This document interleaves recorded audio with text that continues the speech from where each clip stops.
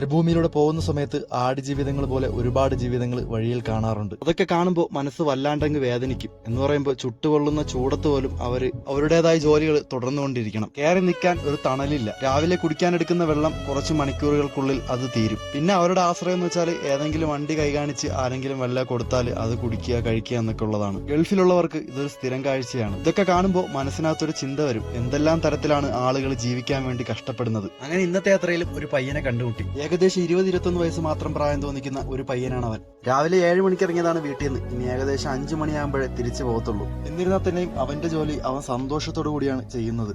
ആഹാര സാധനങ്ങളെ കൊടുത്തപ്പോൾ അവന്റെ മനസ്സിലുള്ള സന്തോഷം എന്ന് വെച്ചാൽ അത് വലുതായിരുന്നു.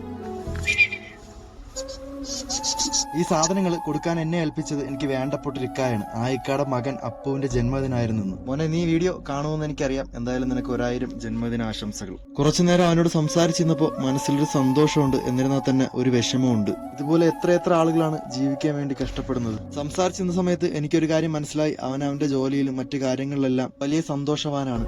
കാരണം അവൻ ഇതുവരെ കിട്ടിയ എല്ലാ അനുഗ്രഹത്തിനും ഇടയ്ക്കിടയ്ക്ക് നന്ദി പറയുന്നത് ഞാൻ കേട്ടു.